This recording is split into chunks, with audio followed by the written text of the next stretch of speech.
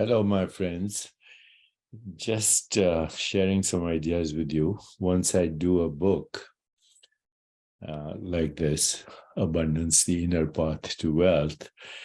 And after the initial promotion, this is the audiobook, and there's a hardcover copy somewhere here as well. But in any case, once I've done a book and I've moved on to the next book, I stop talking about it.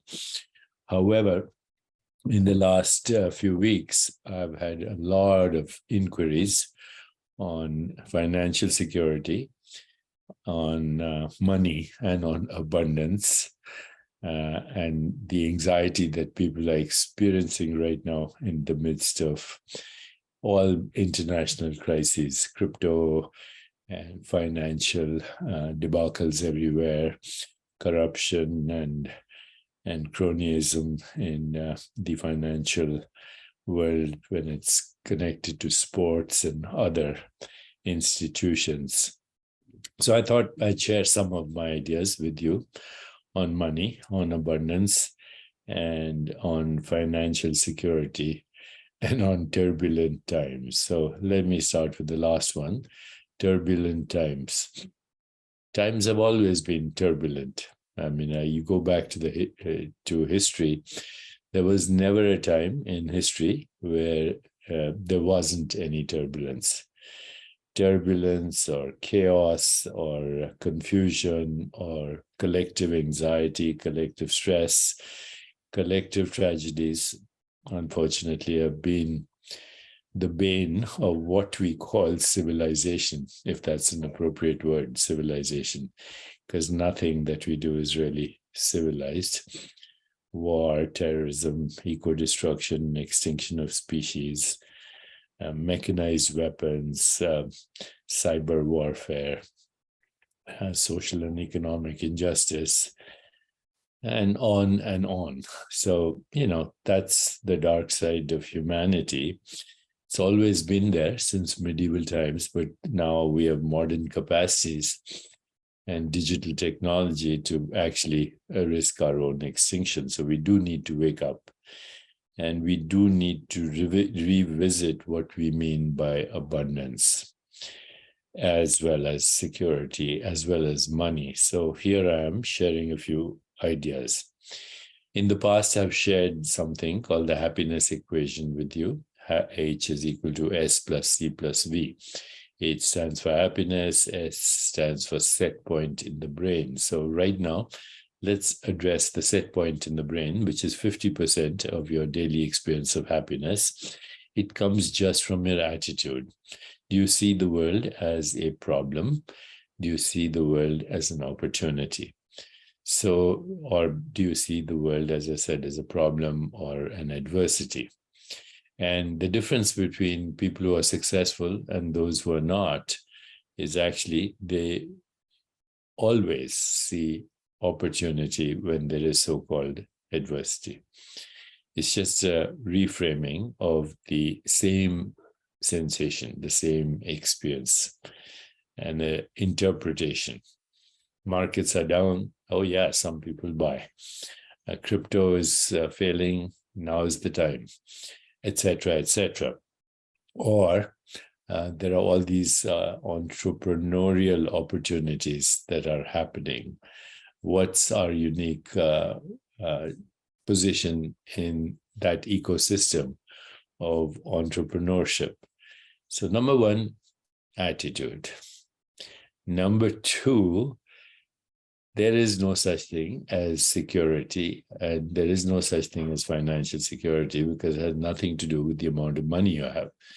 I know a lot of billionaires who are insecure. No matter how much money they have, they use money to make money, to make money, to make money, and never even enjoy it. So the amount of money you have is actually never going to give you security. The only thing that will give you some security is if you save money regularly, you don't spend money that you haven't earned to buy things that you don't need with credit, and just because you want to keep up with the Joneses or impress people that you don't like. The sooner you decide that, the more secure you'll be. And also, not only savings, but default mechanisms like insurance and disability and holidays.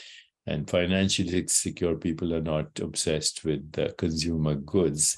They spend money on experiences so that they can remember the happy experiences that they spend money on. Maybe a workshop, maybe a vacation with friends, maybe a sabbatical, but always spending money on experiences. You look forward to the experience, you enjoy the experience, you have happy memories, but especially if you use your money to share those experiences with people that you love, financially spending on your family, on your friends, on your colleagues. And of course, when you spend money on philanthropy, you feel happy too. So how we earn money, how we spend money, actually is a sign of security.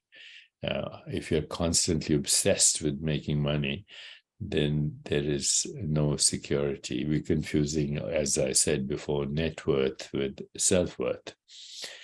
Okay, and then the last component of that happiness equation is the ability to make other people happy.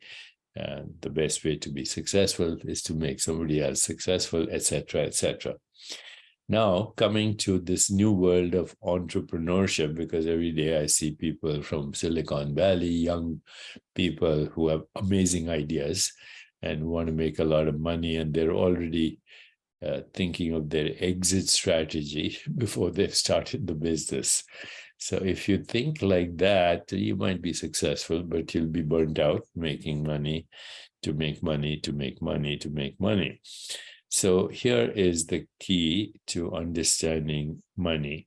Money is an exchange of values. So whatever your values are, there are other people who share those values, and that's your exchange ecosystem.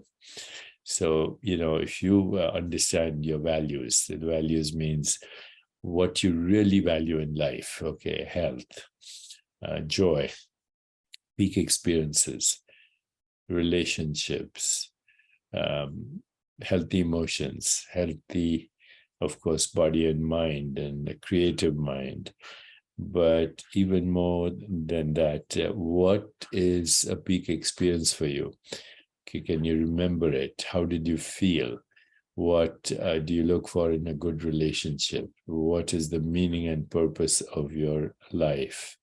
What's your story? What is your deepest aspiration? What does a good friendship mean to you? These are fundamental values, which I summarized previously in a book called The Soul of Leadership. Okay, so The Soul of Leadership, there was a quiz, peak experiences, life purpose, friendships, relationships, and the ecosystem of social support. No matter what your values are, there's somebody else who shares those values. So, instead of going on LinkedIn and trying to figure out which job you can create, if you publish your values and you said, who understands these values?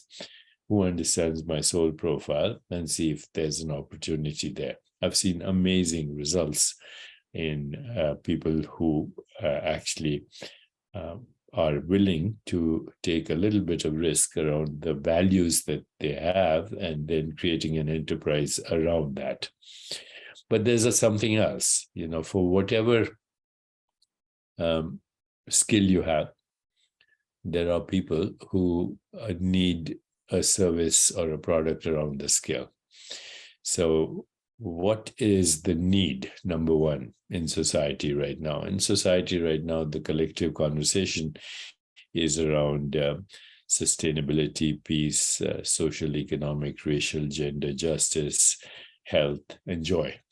And of course, nutrition is very much important there as well. But when you look at this collective conversation that's happening and the zeitgeist, then there is something there for you, an opportunity there for you. All you have to do is find out who and who shares your values at the most fundamental level. Peak experiences, purpose in life, contribution to society, friendship, social values, health, joy, and then figure out a business around that. So, for example, right now, I ask myself, what is the need for health and well-being in the world? And it's obvious that there is. It's the number one thing that matters to people: health, well-being, and stress management. Number one. So there is a need, right? Number two, I ask myself, have I the expertise to actually service that need? I've spent the last 40 years, figuring out what makes people healthy and joyful. So I do have the expertise. And number three, is the way you offer, or the service or product you offer, unique? Are you irreplaceable? And of course, everyone's replaceable. But for right now, I think the way I offer health, well-being, and spiritual understanding of our deeper self, all of that, there's a need. Number two, I've spent 40 years exploring that. Number three, the way I offer it uniquely right now, at this moment, is, I think, so unique that it's irreplaceable. Ultimately, nobody is irreplaceable. Everybody is. Okay, it doesn't matter. But right now, do you fit those three criteria? Unique offering, and service or product that is needed, and expertise. Even if you're not in expertise, can you get the right people in your team? And that brings us again to collective enterprises these days, and collective creativity, shared vision, maximum diversity of storytellers, but also expertise, and of maximum diversity of entertainers, education, people from the educational world, from institutions, just regular people, maximum diversity of gender and ethnicity, shared vision, leveraging each other's strengths, and a leadership that's focused on health and well-being, you can create the best business in the world. Okay, so remember that, shared vision, leveraging each other's strengths, emotional and spiritual bonding, maximum diversity, and a good story. People don't buy products, people don't buy services, they buy stories, and the stories has to resonate in them emotionally. Always think in terms of service and love in action, no matter what you do, and then success is guaranteed. Okay, sharing some random thoughts. I hope that was useful. The Abundance book, The Inner Path to Wealth, deals with money, but also deals with security, safety, love, belongingness, inner transformation, but also needs that come from higher consciousness, the desire for authenticity, integrity, responsibility, and service. Service, always, meaning and purpose in service. Love in action, and success is guaranteed, no matter what you do. Random thoughts onto our states of consciousness, intuition, creativity, archetypal imagination, and transcendence. That's what abundance truly means.